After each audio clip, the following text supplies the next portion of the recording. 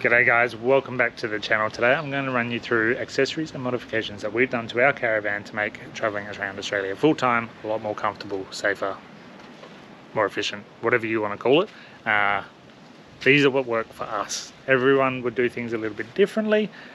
Some people would have more payload to do more things, but this is what works for us. So I'll start with the beginning. We bought this van from the showroom floor and we knew that we were going to spend a lot of our time off grid. We knew, Clem and I and Liam, with the dogs, we weren't going to like caravan parks very often, and it's still to that point almost 2 years later. So straight away, as part of the sale, we got them to add a extra solar panel, so it gave us 300 watts on the roof.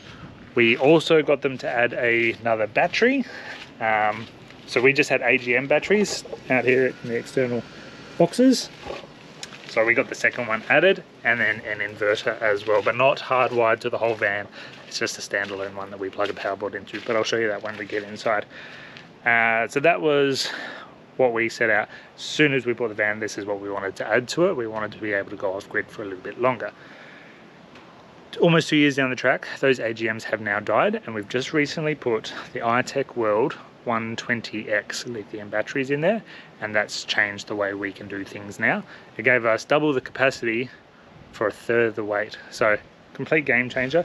We don't have a lithium compatible battery management system, but these are drop-in replacements.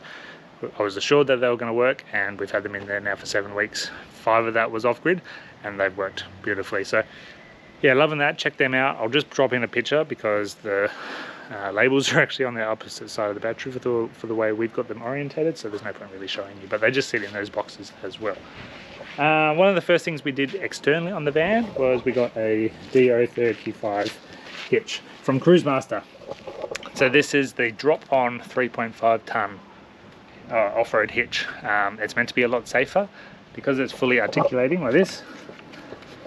If the caravan is to roll behind the car for whatever reason, it's less likely, not guaranteed, but less likely to take the car with it.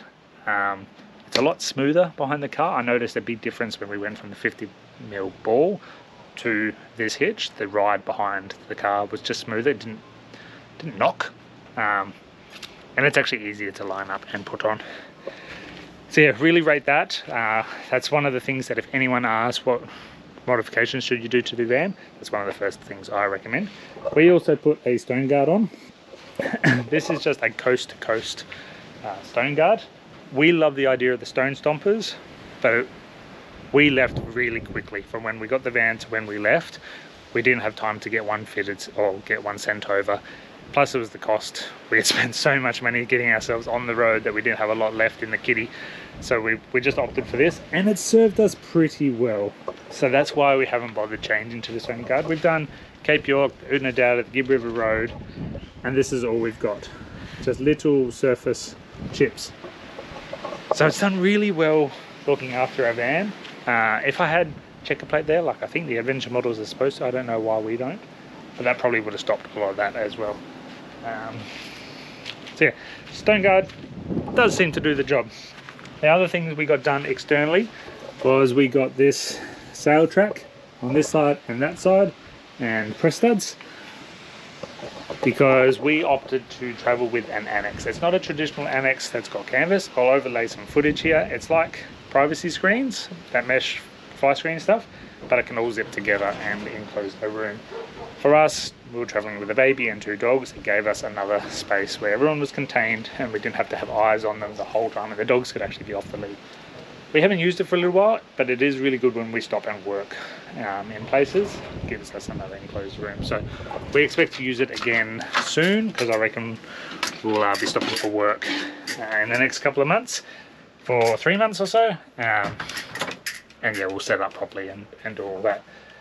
Alright, so inside our van, it's actually looking kind of tidy at the moment. We've done a big clean since the Gibb River Road. I'll start at the back. So this is one of the first things that we did ourselves, is we installed a shelf just from simple hardware stuff. Like, they're not the neatest, but they're just right angle brackets, a melamine shelf, and a sandalwood rail that you can just cut to size. We just wanted to put nappies and washing powder and cloths and pegs and stuff up there out of the way. We do have this bench space here, so a lot of it comes down here when we're parked up. Washing powder usually lives here, stuff like that. And then we installed this power board. So like I said, we wanted to run things off grid, so we got this inverter installed in this back cupboard. So it lives just down in here, but it's standalone, so it's not hardwired to the van. We can't just run things off any power point when we're off grid. What we do is we just grab this plug, which is from the power board above it, and run it through a little hole in the back here and plug it into the inverter, and then that powers that power board. This is the washing machine, and then this is just an extension lead that we run whatever we want. We can use this space to charge like the drone, laptops, whatever that needs 240 volt charging, or run the washing machine when we're off grid. But when we're connected to 240, it just stays connected to that one. So yeah, it works for us. That extension lead just usually hangs here on this hook, like so, and then we just run it out. So say if I'm editing or something, I'll just run the extension lead over to here when we're off grid, and charge my laptop while I'm using it. While I'm looking at this, we replaced the tabletop. It was white, sort of this sort of material with a hinge and stuff. We didn't really like it. It was a bit wide for us. Liam kept hitting his head on it when he was growing, so we swapped it out for this. It's just from Bunnings. We cut it to size, made it a little bit narrower, a little bit shorter, rounded these edges, and made it the width of the walkway where the old one used to hang out here. So that's something we changed. We just love the look of that dark wood. Just changed this space for us a little bit, and it's a little bit more sturdy because it's not as big. It's less wobble to it. So yeah, I don't know. We really like that look. It just changed the feel in here for us. Up here we got rid of the microwave. We couldn't really use it on our AGM batteries anyway. Even off the inverter, like we did occasionally times just to heat Liam's food for like 30 seconds, but it wasn't going to be good for them. So now we've got a nook that we can just use. This rail I just installed to stop things sliding, but our tea and coffee, little basket, like COVID tests and stuff's living in there at the moment, vitamins, stuff like that. The bottles don't usually live up there for travel. We tuck them away and wrap them up for travel, but they're just out because we're parked up at the moment. So yeah, really love having a nook, because bench space is hot real estate in a caravan. So to have somewhere to put things down is, yeah, a bit of a game changer for us. So yeah, we love that. While you're there, I'm sure you can see our Macrame paper towel holder and fruit basket. There's currently no fruit in there. We need to go shopping. But we used to have a paper towel holder that lived up here, and it drove us nuts. It just didn't secure properly. We were forever dropping the paper towel, and we couldn't leave it up there for travel. So Angela from Lots and Knots Macrame, I'll put her social media handle down below in the description. She gifted us this and said, I've got something for you, this will solve your problem. And we loved it. It just added a bit of character to the van as well, having some Macrame. So we went and bought this off her as well, the fruit basket. It's surprising how much fruit you can fit in this. And I'm toying with the idea of getting a hat rack from her as well. But I'm just not sure where it's going to live, so holding off on that one for the time being. But yeah, love those. Nice little addition to the van. While we're in the kitchen, we just have hooks for our mugs up here. They don't live up there for travel. They just go into one of the drawers, but yeah, being parked up just gets them out of the way, up and safe. Chopping board, IKEA chopping board with lip on it. This allows us to have more bench space. So when that's up, you can prep here, cook here. You can still gain access to the sink if you need to do whatever. It just gives us a little bit more space in here for cooking, because yeah, we don't have a lot of bench space in this caravan. Some others opt for longer bench, maybe by putting the kitchen on that side you can get more bench space. Like I said, we bought this from the showroom floor, so they're things that we would consider changing. But for now, we just may do with what we've got. It's still comfortable, but yeah, that chopping board's a bit of a lifesaver. Fusion lock, we put it there because it gets missed by the rack. Still overhangs the sink, so wet cloths and stuff can drip, and that still can go all the way through. Really love them. We've got them in here as well, one in the bathroom, or in the shower, sorry. Toothbrush holder, soap holder, and then we've got them for our towels as well. As you can see, we removed our glass door. There used to be a glass door here. We just replaced it with a shower rail and a shower curtain. You can opt for glide away options, the gliding door. We seriously considered it, but the shower rail is working, so we're not in any rush to change that. Another modification we did ourselves, we installed a hat rack. They're just shallow screws and just lots of them to spread that weight evenly. We just finished the Gibb River Road and that didn't budge, so really loving that. Gives us somewhere to hang our hats, jumpers in winter, Liam's backpack, stuff like that. Because yeah, we were just leaving hats everywhere. It was driving us nuts. So yeah, hat rack up there. Pockets from Drop Bear Storage, small Australian company. I think they started up just as we were sort of leaving, and we had already committed to a couple of other felt pockets, but they were pretty rubbish really. They were just cheap eBay ones. So we treated ourselves and got ourselves a bunch of these. So we've got this one here next to the door. This holds like Liam's phone and our sunglasses. Hang there like that. And then we got them for our bedsides as well. And then we got some for the end of the bunks. So Liam's got one of the wide ones for his books, and then another wide one up here for our important documents.